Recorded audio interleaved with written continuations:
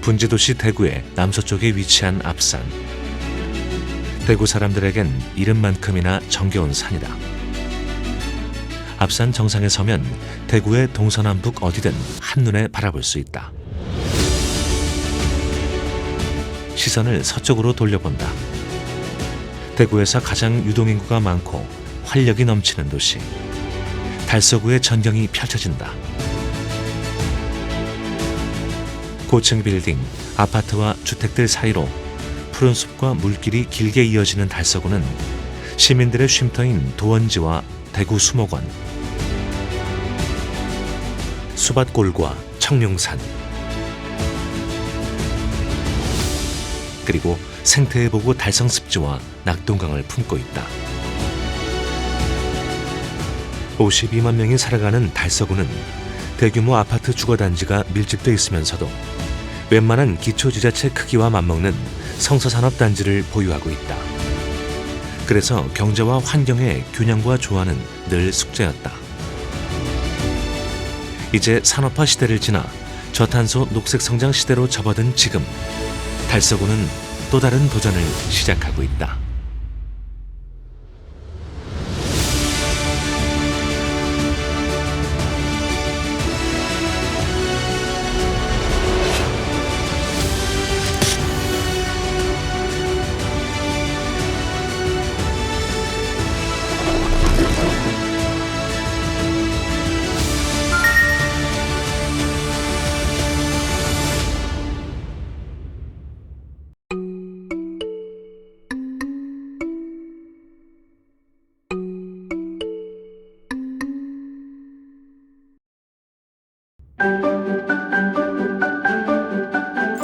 달서구 대곡동에 위치한 대구 수목원은 도심에 위치한 정원 중 으뜸으로 꼽히는 곳이다. 연면적 24만 제곱미터 넓이의 전문 수목원이자 시민들의 발길이 끊이지 않은 힐링 장소이기도 하다. 한 해에 200만 명이 찾는 명소로 자리 잡았다. 집사람은 매일 여기서 이제 보통 오후에 짬 내서 걷고요. 저는 주말에 집사람과 같이 걷는데, 이제 좋은 점은 다니면서 이제 서로 대화를 하니까 애들 학업 문제라든지 또 다른 집안 문제도 서로 편안하게 이제 얘기를 할 수가 있죠. 요즘 같은 경우는 이제 대화를 잘 못하니까 이런 기회에 대화를 많이 가질 수 있어서 좋은 것 같습니다. 2002년에 문을 연 대구 수목원은 쓰레기 매립장 위에 조성됐다. 대구 지하철 등 각종 공사장에서 나온 엄청난 양의 흙을 덮어 도시형 수목원, 친환경 생태 공간으로 다시 태어난 것이다. 현대도시의 골칫거리가 최고의 생태 학습장으로 거듭난 셈이다. 우리 대구 수목원의 이런 사례를 보고 외국에서 이 사례를 이제 연구를 해서 자기들이 접목을 하려고 하는 지금 나라가 있는 걸로 알고 있습니다. 시 근교에 이래 수목원이 이제 존재한다는 것은 이 일반 시민들에게 힐링과 사색의 공간을 제공할 수 있는 그런 좋은 곳입니다. 지금 서울이나 부산이나 다른 전국 어느 곳에도 수목원이 도심에 이렇게 가까이 있는 곳이 흔치가 않거든요. 대구 수목원이 제일 근접성이 뛰어나고 가장 방문객이 많은 곳입니다. 그렇기 때문에 우리 대구 시민들에게는 이 수목원이 가장 중요한 자산이라고 생각합니다. 2021년 3월 달성습지 탐방나루 조성 사업이 마무리되면서 달성습지가 일반에 공개됐다. 성서공단을 마주보며 도심 인근에 위치한 달성습지는 버려진 퇴적지가 최고의 생태공간이 된 사례. 총 면적이 200만 제곱미터에 낙동강과 금호강이 만나고 달서구를 가로지르는 진천천과 대명천의 합류지에 형성된 광활한 하천습지다. 국제자연보호연맹에 달성습지라는 이름이 등록돼 있을 만큼 생태자원의 보고로 대구의 숨은 명소다. 하지만 달성습지는 원래는 버려진 땅이었다. 하천의 자연퇴적지로 한때는 법을 어기며 농사를 짓는 일도 흔했고 무분별한 개발과 쓰레기로 황폐해지기도 했다. 달성 습지가 지금의 형태를 갖춘 건 4대강 정비사업 이후였다. 4대강 정비사업으로 낙동강의 수위가 올라가자 습지에 물이 다시 차오르기 시작했다. 인공적으로 만든 완만한 물길을 따라 나무와 풀이 자라는 습한 땅, 소택지도 생겨났다. 여기에 시민들의 자발적인 노력까지 더해지면서 야생 동식물이 다시 돌아오기 시작했다. 흑두루미를 비롯한 철새들의 쉼터, 수많은 동식물이 살고 있는 생태자원의 보고로 다시 태어난 것이다. 달성 습지 같은 경우에는 우리가 지금 2008년부터 지금까지 계속 조사를 하고 있고요. 일반 식물종 같은 경우에는 한 200~300종 정도가 지속적으로 출현하고 있고, 동물 같은 경우에도 한 200여 종, 그 다음에 물속에 사는 생물 같은 경우에는 한 50종 정도가 해서 총 한 500종에서 한 600종 정도가 항상 상시로 출현하는 그런 지역이고요. 특히 법정 보호종이 지속적으로 굉장히 많이 늘어나고 있다. 그 달성 습지가 가지는 봄나무는 매번 홍수라든지 물수위에 따라 가지고 다양한 생물들이 사라졌다 다시 이제 자리 잡는, 그러니까 굉장히 그 급변하는 지역의 장소라고 볼 수 있습니다. 그만큼 다양성이 굉장히 높고요. 그리고 다양한 생물들이 적응할 수 있는 그런 공간들이 항시 매년 변하면서 자리 잡기 때문에 굉장히 우리가 새로운 종의 출현이라든지 그런 부분들을 상시 관찰할 수 있는 중요한 지역이라고 볼 수 있습니다. 지금 이 달성 습지는 대구로 보면 대구에 살아있는 숨구멍입니다. 그러니까 서쪽에서 바람이라든가 그다음 또는 뭐 강물이라든가 이게 우리 대구 시민에게는 정말 중요한 소중한 자원인데 거기에 생명의 터가 여기서 이루어지고 있으니까 그게 더 중요하다. 달성 습지는 낙동강과 달서구의 진천천으로 연결되고 다시 도원지와 월곡지를 거쳐 가창댐과 신천으로 이어진다. 도시가 확장되면서 인간이 개발한 생태 포인트가 달서구의 생태축을 형성한 것이다.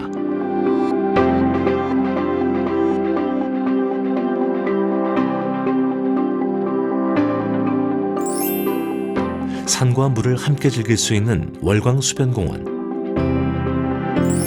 사람의 손을 거친 달서구의 생태 포인트 도원지 주변에 조성된 도심공원이다. 도원지는 대구를 대표하는 걷기 좋은 길 중 하나. 2.8km의 호수 둘레길을 따라 편백나무 숲이 펼쳐지는데 그 수가 2,500그루나 된다. 청룡산 아래 수밭골에 위치한 도원지는 1964년 농업용수를 공급하기 위해 조성된 인공저수지였다.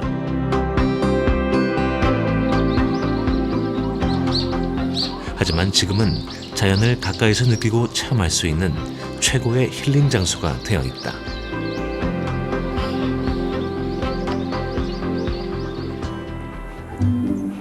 도원지는 수달의 서식지이기도 하다. 2020년에 아기 수달이 처음 등장한 이래 도원지에서 수달을 발견하는 것은 이제 어려운 일이 아니다. 사람들의 관심에도 아랑곳 않고 먹고 놀고 신나게 자맥질치는 도원지의 수달들. 동물들의 서식 환경이 그만큼 좋아졌음을 알 수 있다. 최근 연구에 따르면 신천에 서식하던 녀석들이 밤새 가창댐을 넘어 14km를 이동한다고 한다. 어쩌면 도원지에 등장한 이 녀석들도 앞산을 넘어 가창으로 신천으로 여행을 다녀왔는지도 모른다.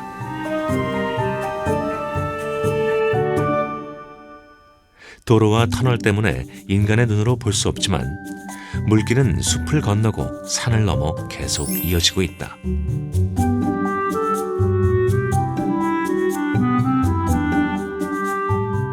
월곡지는 진천천을 따라 도시를 가로질러 달성 습지와 낙동강까지 이어진다. 도시의 발전과 함께 단절될 수도 있었지만 물길은 땅 위에서 땅 아래에서 쉬지 않고 흘렀다.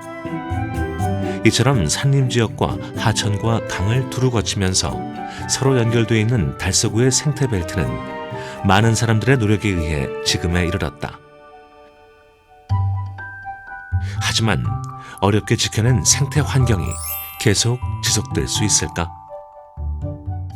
프랑스 북부 도시들은 도로가 강처럼 변해 주민들이 대피했습니다. 만년설로 덮였던 몽블랑 산맥 곳곳에 얼음 대신 바위가 드러났습니다. 브라질 26개 주 가운데 19개 주에서 40도 넘는 폭염입니다. 캐나다 서부와 중부에선 1000개에 달하는 대형 산불이 현재 진행형입니다. 이상기후로 몸살을 앓고 있는 지구촌. 세계 곳곳에서 기상이변으로 감당하기 어려운 재난이 속출하고 있다. 우리나라 역시 예외가 아니다.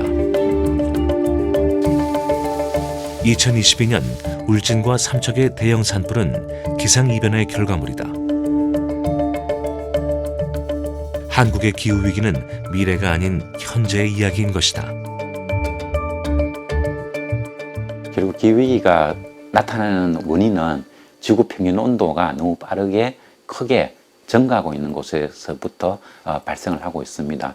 대기 중에 이산화탄소를 대표로 하는 온실가스 증가에 있는 것이지요. 지구의 온도가 많이 올라가면 갈수록 극단적인 기후재해 이런 것들이 더욱 많이 발생을 하게 됩니다. 지난해 여름 제6호 태풍 카눈이 한반도를 관통하면서 집중호우로 200mm에 가까운 비가 내렸다. 인명피해도 발생했고 재난 피해 규모도 123억 원에 이르면서 군위군 전체가 특별재난지역으로 지정되기도 했다. 언제부턴가 집중호우는 계절을 가리지 않고 내릴 때마다 대형 재난을 불러올 만큼 비의 양도 폭증하고 있다. 모두 지구온난화에 따른 기상이변이다.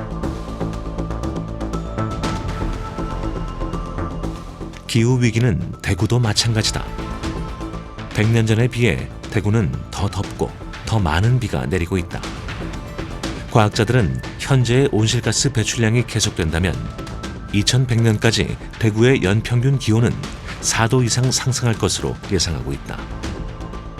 보통 장마전선은 동서방향으로 길게 위치하는 정체전선이 됩니다. 근데 올해 장마전선의 경우에는 전라남도 지역부터 해서 영서 지역까지 사선으로 이렇게 쭉 위치를 해 있고 그 장마전선을 따라서 남쪽 열대해역에서 증발된 수증기가 대규모로 몰려와서 그 장마전선대에 폭우를 쏟아냈습니다. 그러다 보니까 경상북도 북부 지역에 큰 그 홍수 피해가 난 적이 있었고요. 이렇게 되면은 그 물들은 결국은 낙동강으로 흘러들게 되고 이 낙동강의 중류에 위치하고 있는 그 대구에서도 그 달서구 주변에는 수위가 매우 빠른 속도로 올라갈 수 있고 그렇게 되면 대명 유수지를 포함해서 성서산단은 물에 다 잠길 수도 있는 그런 잠재적인 위험을 가지고 있다고 생각됩니다. 2023년 여름 기록적인 폭우가 쏟아지면서 낙동강의 수위도 크게 높아졌다. 달성 습지도 물에 잠겨 원래 모습을 찾기 어려울 정도였다. 불어난 강물은 달성 습지 탐방로까지 삼켜버렸지만 더 우려되는 건 강물이 역류해 도시가 침수되는 것이다. 대명 유수지는 장마와 홍수를 대비해 물을 다스리는 인간의 지혜가 담긴 침수 방지 시설이다. 비가 많이 내려 낙동강 수위가 높아지면 대명 유수지 남단에 설치된 보를 열어 유수지 안으로 강물을 흘려보내고 최대한 시간을 번다. 유수지의 면적은 30만 제곱미터, 축구장 42개의 크기와 맞먹는다. 하지만 기후위기의 시대, 변화무쌍한 기상재난에 대비하기 위해서는 보다 체계적인 시스템 구축이 필요해 보인다. 제28차 UN 기후변화협약 당사국 총회. 참가국들이 화석 연료로부터 멀어지는 전환에 극적으로 합의했다. 기후총회 28년 만의 성과다. 하지만 100여 개국 요청으로 애초에 합의문에 들어가 있던 화석 연료의 단계적 퇴출 문구는 빠졌다. 사우디아라비아 등 산유국과 인도 등 석탄 발전 의존도가 높은 국가들의 반발이 거셌기 때문이다. Led by the science, it is a balanced plan that tackles emissions. 국제사회가 기후위기에 대해 한 목소리를 낸 것은 그만큼 지구의 평균 온도가 빠르게 상승하고 있기 때문이다.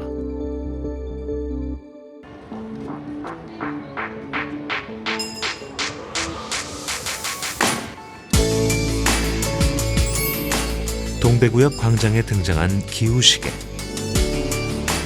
지난 2021년에 처음 선보이면서 대구는 세계에서 세 번째로 기후시계를 설치한 도시가 됐다.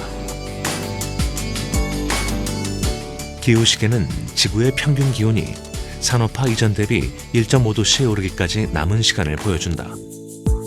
우리에게 남은 시간은 고작 5년 205일. 문제는 이 시간마저도 점점 줄어들고 있다는 것. 지금보다 더 큰 환경 재앙이 호시탐탐 우리를 위협하고 있는 것이다. 최근에 이 지구 위기, 기후 위기 문제를 경고하는 논문들이 네이처지라든가 사이언스 같은데 많이 나오고 있는데, 그런 논문 결과를 보면 이미 상당 부분에 걸쳐 가지고 티핑 포인트, 되돌릴 수 없는 그런 위험 상태로 넘어갔다. 남극에 있는 선남극 빙상이 무너지게 되면은 해수의 상승이 약 6m 정도에 이르게 되기 때문에 지금의 인류 문명은 유지될 수 없는 이미 그런 상태에 접어들게 되는 겁니다. 지난해 11월 유엔 환경계획이 발간한 온실가스 배출량 간극 보고서는 이번 세기 말까지 지구 평균 온도가 산업화 이전 대비 2.9도씨 이상 초과할 것으로 전망했다. 기후시계가 말하는 1.5도씨의 2배. 머지않아 지구가 펄펄 끓을 수도 있다는 말이다. 그나마 탄소 배출량이 가장 많은 주요 국가들이 지금부터라도 NDC, 즉 국가 온실가스 감축 목표를 제대로 실행한다면 2.9도씨 정도 유지할 수 있고, 여기에 개도국까지 선진국의 재정적, 기술적 도움을 받아 참여한다면 2.5도씨 이내로 억제할 가능성은 남아있다는 것이 이 보고서의 전망이다. 그렇다면 우리나라는 어떨까? 우리나라의 국가 온실가스 감축 목표는 온실가스를 가장 많이 배출했던 2018년을 기준으로 한다. 2030년까지 2018년의 40% 정도를 줄인다는 것이다. 온실가스를 조금이라도 덜 배출하려는 노력은 지금도 곳곳에서 진행 중이다. 중앙정부나 지방정부에서 많은 일들을 해야 되는 건 맞지만 실질적으로 시민분들이 직접적으로 참여하지 않는 이상은 탄소 중립이 힘들다라는 그러한 부분이 있기 때문에 이제 시민중심이라는 키워드를 좀 내걸긴 했습니다. 대구시의 이제 5대 대표 과제 중에 탄소 중립 실천 110이라는 운동이 있습니다. 이제 한 사람이 1년에 탄소 1톤을 줄이기 위한 10가지 활동이라는 그러한 내용이 포함되어 있는 내용인데요. 이 안에는 뭐 종이를 적게 쓰는 부분들, 그 다음에 대기 전력을 차단하는 부분들, 그 다음에 냉난방 온도를 뭐 2도씨 정도 줄이고 높이고 하는 부분들, 그런 폐기물, 그런 쓰레기 발생을 좀 줄이는 부분들, 뭐 이메일 같이 직접적으로 내가 줄일 수는 없는 부분이지만 그런 부분들을 정리함으로써 이제 전력이 조금 더 적게 드는 부분이 있습니다. 그런 부분들이 다 포함되어 있는 운동들인데요. 이런 운동들이 모이면 결국은 이제 탄소 중립이 좀 더 가까워질 수 있다라는 그러한 의미로 정책을 만들었고 대구시에서도 적극적으로 지금 시행을 하고 있습니다. 달서구에 사는 강춘희 씨의 집이다. 집안 곳곳에 그녀의 알뜰함이 엿보인다. 강춘희 씨는 요즘 탄소 중립 포인트 제도를 적극 활용하고 있다. 온실가스 감축에 참여하면 그 실적에 따라 인센티브를 제공하는 제도로 전기나 수도, 도시가스 사용량을 줄이는 등 생활 속의 작은 것들을 실천하면서 동참하고 있다. 전기 밥솥이 7시간을 보온을 하면 한 번 밥하는 만큼의 전력이 소모가 됩니다.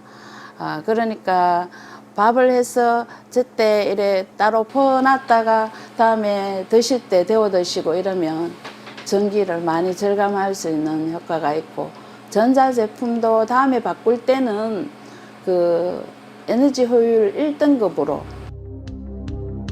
탄소 중립 포인트제 에너지 분야에 참여하는 전국 220여만 가구 중 대구시는 15만 3천 남짓, 전체 가구의 15%에 그치고 있다. 대구 내에서 달서구의 참여 가구 수가 가장 많다. 2023년 기준 3만 6천여 가구가 탄소 중립 포인트 제도에 참여하고 있다. 지난 한 해 동안 달서구 주민들이 탄소 중립 포인트 에너지 인센티브로 2억 5,300여만 원을 받았다. 주민들의 참여 덕분에 이산화탄소도 약 630만 킬로그램이 감소됐다.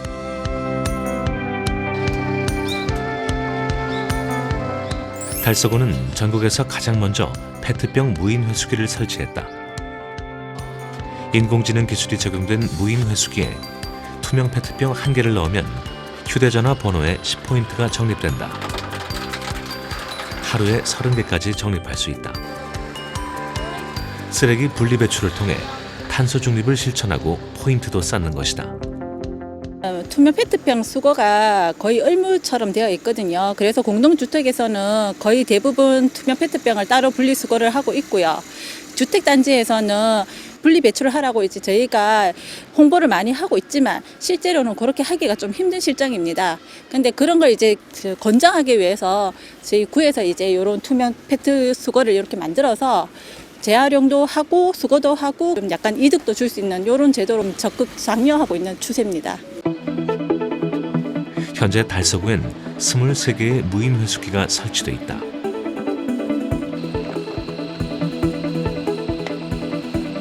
첨단 기술을 환경 개선에 활용하는 또 하나의 사례.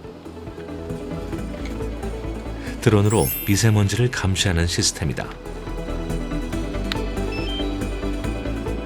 상황실 들으십니까? 네, 성수산업단지 일대에 비행 시작하도록 하겠습니다.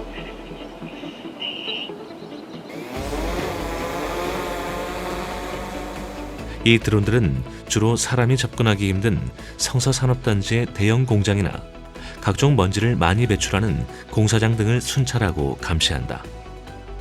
드론이 항공 감시를 하고 지상에서는 환경감시 단속원이 해당 현장을 찾아가 확인하는 입체적인 환경감시 시스템이다. 달서구는 대구 최초로 드론 환경감시 시스템을 도입해 대기 환경을 크게 개선하고 있다. 드론이 채집한 정보 영상은 달서구청의 미세먼지 상황실로 전달된다. 상황실에서는 드론이 보낸 정보를 실시간으로 관찰하고 확인한다. 문제가 된 현장에 단속원이 찾아가 단속하거나 계도하면서 미세먼지로 인한 대기 오염에 선제적으로 대응하는 것이다. 2020년도부터 지금까지 약 3년 동안 700여 건의 환경 감시를 수행하였습니다. 그리고 그 중에 이제 약 100여 건 정도의 과태료를 부과하였습니다. 일단 환경 오염 행위를 저희가 선제적으로 적발하고 이제 차단하기 때문에 지금 환경 단속을 통해서 환경 오염 행위가 많이 줄었고요. 그리고 이제 민원도 지금 실시하기 전보다 많이 좀 감소한 상황입니다. 달서구 갈산동과 이곡동 등 10개 동에 걸쳐 조성되어 있는 성서산업단지.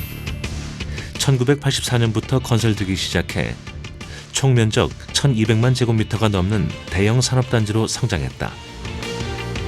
지금은 자동차 부품, 기계 금속, 운송 장비, 전기 전자, 섬유 의복 등 다양한 업종에 2,700여 개 업체가 활동 중이다. 이제 성서산업단지는 탄소중립 산업단지로의 변화를 모색하고 있다. 이를 위해 가장 당면한 과제는 과다한 에너지 사용량을 줄이는 것. 성서산업단지는 대구에서 가장 에너지를 많이 사용하는 곳이다. 산단 전체 에너지 사용량은 21만 5천 TOE. 석유 1톤을 연소시킬 때의 발열량이 1TOE라고 하면 성서산업단지의 에너지 사용량이 얼마나 높은지 짐작이 갈 것이다. 에너지 소비량이 크다 보니 전력 사용량도 온실가스 배출량도 상당히 높은 편이다. 온실가스 감축이라는 것은 기준연도가 있습니다. 국가에서 썼던 기준연도인데 2018년이 온실가스 감축을 위한 기준연도 해가 됩니다. 그 2018년에 이제 대구광역시 온실가스 배출량을 보면 약 한 1,800만 톤 정도가 이제 대구시에서 배출이 되는 걸로 통계가 잡히고 있는데요. 그 중에서도 조금 더 세분화시키자면 직접 배출량, 간접 배출량 이렇게 또 구분이 됩니다. 이게 도시의 규모나 도시의 이제 그 지역에 대한 산업이나 이런 부분에 따라서 좀 많이 달라지긴 한데요. 대구 같은 경우는 직접 배출량, 간접 배출량이 거의 50대 50 동일하게 배출이 되고 있습니다. 이 직접 배출량 중에 가장 많이 이제 오십가스가 배출되고 있는 부분은 건물 부분으로 잡히고 있습니다. 건물은 뭐 또 가정, 상업, 공공 이렇게 나눠지긴 하는데요. 거의 한 40% 정도가 이제 건물 부분에서 배출이 되고 있고요. 1994년에 성서산업단지로 이전한 이 기업은 40여 년간 기계 부품을 만들어 왔다. 자동차와 중장비, 전기기계 등에 사용되는 고무 부품인 오링과 오일실을 주로 생산하고 있다.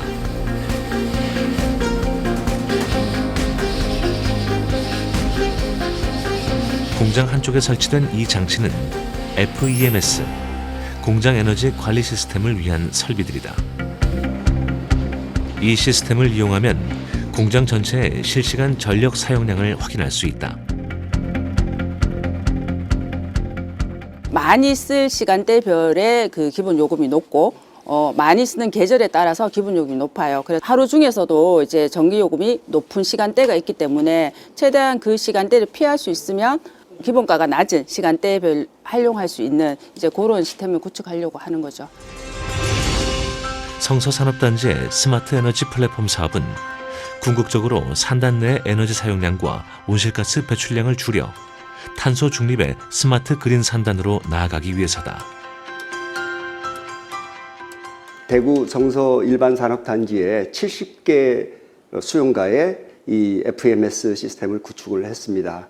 그래서 각 데이터들이 지금 현재 보고 있는 저희 그 시스템으로 전부 수집이 되고 있고, 이 수집된 데이터를 분석 관리를 해서 각 수용가가 어떻게 에너지를 사용하고 있는지 패턴을 분석하고 관리함으로써 에너지를 절감할 수 있는 이런 요소를 찾아드리고 또 그를 통해서 요금 절감을 시켜드리는 그러한 사업이라고 보시면 됩니다.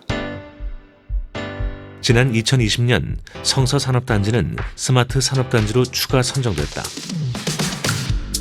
화석연료를 사용하는 제조업 위주의 산단이 친환경 에너지를 사용하는 스마트 그린 산단으로의 변화를 시작한 것이다. 2023년 5월부터는 성서 스마트 산단 에너지 자급자족형 인프라 사업도 시행해 에너지를 효율적으로 쓰도록 유도하고 신재생 에너지 보급도 추진하고 있다. 성서산단 스마트 그린 산업단지는 첫 번째가 스마트 에너지 플랫폼 사업입니다. 이 사업은 실시간으로 에너지 모니터링을 할 수 있는 시스템을 설치를 해서 에너지 효율화를 하고 그걸 통해서 2%의 에너지를 절감하겠다라는 목표로 진행을 했습니다. 그래서 성과는 2.4% 정도 했으니까 조금 더 성과를 올린 것 같아요. 두 번째가 에너지 작업자족 인프라 구축 사업입니다. 이 사업은 크게는 세 가지로 나눠져 있는데 첫 번째가 신재생 에너지 공급 인프라 구축 사업이고요. 두 번째가 그 탄소 저감 설비를 교체해주는 사업입니다. 그리고 이제 마지막으로 세 번째가 폐배터리를 활용해서 전기 이륜차, 이 바이크라고 하는데요. 스테이션을 구축하는 사업으로 구성이 되어 있다고 보시면 됩니다. 그래서 이 성서산단 내재자 사업을 통해서 대구시에서는 대략적으로 한 7,585톤 CO2를 연간 감축하겠다라는 목표로 진행되고 있다. 이렇게 이해하시면 좋을 것 같습니다. 온실가스 감축 정책과 맞물려 전기차 보급도 점점 증가하고 있다. 따라서 폐배터리를 재활용하면 탄소 중립에 한 발 더 다가갈 수 있다.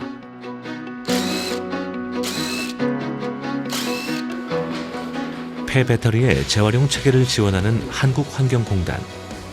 전국에서 수거한 폐배터리를 모아 성능을 평가하고 있다. 잔존수명과 상태에 따라 분류된 폐배터리는 친환경 경제 모델인 순환경제의 상징이다. 전기차를 타고 나서 폐차를 하고 그 이후에 이제 매각되는 배터리들, 남아있는 배터리들을 저희가 공단이 회수를 해서 그 다음에 거의 저희가 그 회수한 배터리를 성능평가, 즉 잔존 용량을 평가를 해가지고 저희가 매각 가치를 결정하는 기구입니다. 잔존 용량이 60%가 기준이고 60%를 넘으면 이제 저희가 재사용, 그 밑으로는 재활용으로 제가 매각 결정을 하고 있습니다. 환경공단의 성능평가를 거친 폐배터리는 이제 이동형 모빌리티의 에너지원으로 다시 태어난다.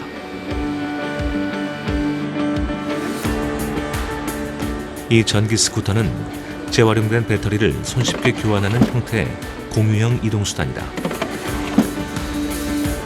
오랫동안 농기계를 생산해온 이 업체는 다목적 이동수단을 만든 경력과 노하우를 바탕으로 순수 국내 기술로 친환경 모빌리티를 개발했다.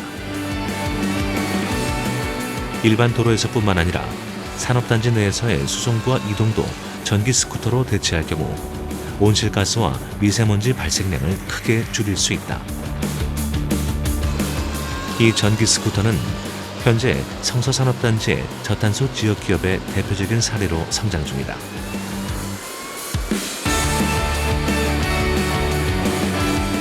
성서산업단지는 친환경 스마트 산단으로 거듭나기 위해 고군분투 중이다. 첨단 기술과 장비를 적극 활용해 단지 내의 환경오염 요소를 하나씩 줄여나가고 입주 기업들도 달라진 기업 환경에 발을 맞추고 있다. 하지만 제궤도에 오르기 위해서는 풀어야 할 과제도 많다. 우선 산단 내 업체들이 탄소 저감 설비를 교체할 수 있게 더 많은 지원이 필요하다. 설비 설치에 들어갈 비용을 기업에게만 부담시킨다면 에너지 관리 시스템을 통한 탄소 줄이기는 그림의 떡이나 다름없다.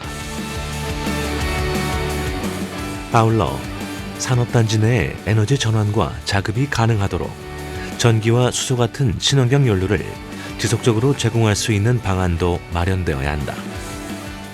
탄소 중립을 위해서는 이제 에너지 효율화가 제일 간단한 부분이기 때문에 먼저 시작을 해야 됩니다. 그게 이제 스마트 에너지 플랫폼 사업이고요.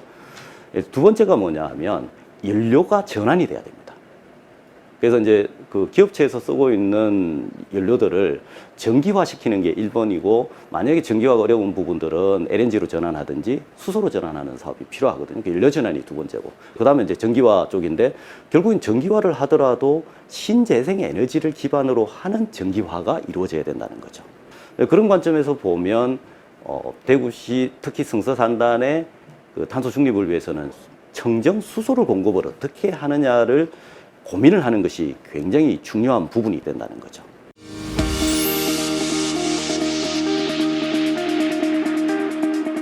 (2024년 1월 10일) 포항시 블루밸리 산업단지 내에 연료전지 발전소 포항에너지파크가 준공됐다. 연료전지는 천연가스 속의 수소와 공기 중의 산소를 공급받아 연료전지 내부에서 수소와 산소의 화학 반응으로 전기를 생산한다.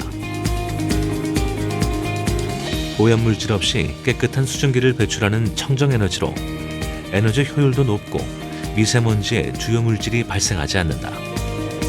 탄소 중립을 표방하는 산업단지라면 꼭 필요한 시설이다. 포항에너지파크는 매년 1억 6천만 킬로와트의 전기를 생산할 수 있다.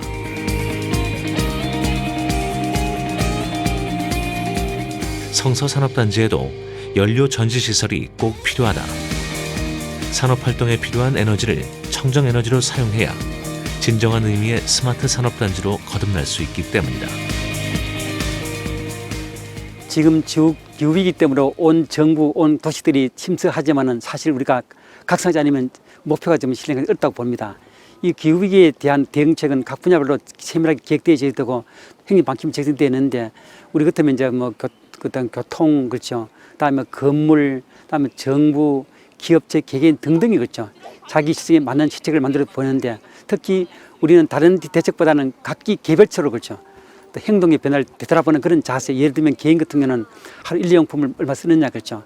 또 플라스틱 제품을 쓰느냐 등등 스스로 체크 안 하면은 이거 실행이 불가능하기 때문에 이런 말이라고 행동의 변화를 저는 강하게 주장하고 싶은 그런 마음입니다. 가을빛이 물들어가는 2023년 9월 24일 달서 하프마라톤 대회가 열리는 성서산업단지 호림 강나루 공원엔 역대 최다 8천여 명의 참가자들이 모여들었다.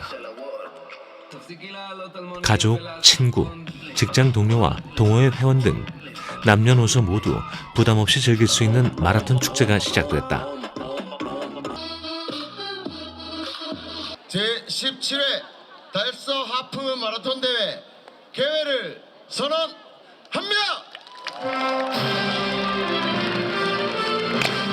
5, 4, 3, 2, 1 하프 출발!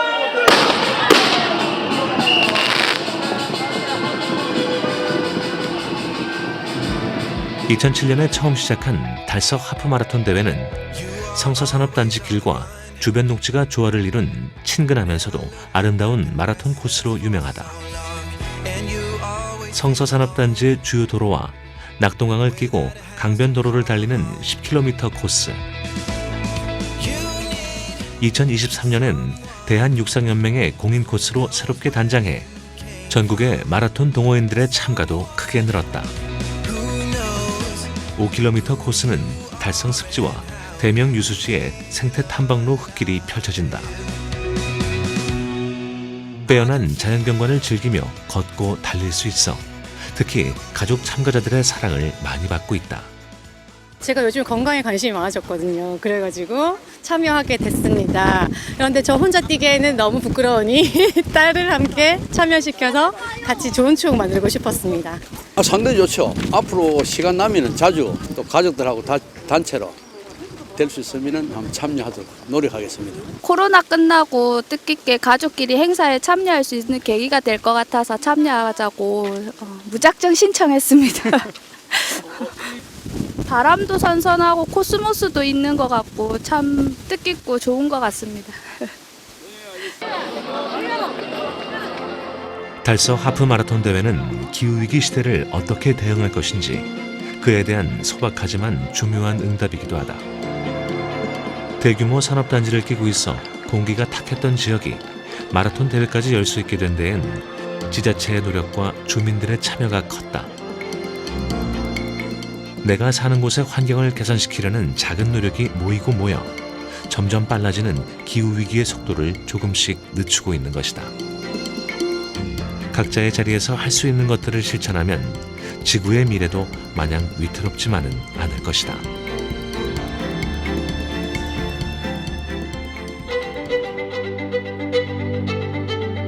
산업화 시대를 지나며 우리는 많은 것을 잃었다.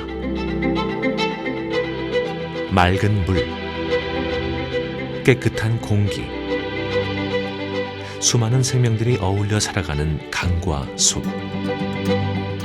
이 모든 것들이 인간에게서 멀어지는 동안 지구는 신음하고 고통의 외침은 점점 커져갔다. 복잡한 주택 밀집지와 대규모 도심 산단 때문에 각종 환경 오염이 우려됐던 달서구도 그 외침에 귀를 기울였다. 잊고 있던 지역의 주요 생태 거점을 다시 잇고 이곳을 중심으로 기후위기를 막는 든든한 버팀목이 될 더 많은 녹지 공간을 확보했다. 첨단 기술을 활용해 기후위기 대응에 적극 대응하기 시작했다. 그러는 사이 쓰레기 더미는 푸른 수목원으로 다시 태어나고 환경 친화적인 스마트 산업단지의 변화가 시작됐다. 강과 습지의 주인들이 다시 돌아오고 동네 공원에는 아이들이 놀고 사람들은 웃음을 되찾았다. 자연의 힘에 인간의 지혜를 더하고 지구를 살리는 인류의 과제에 동참하며 그린시티를 꿈꾸는 달서구의 도전은 계속된다.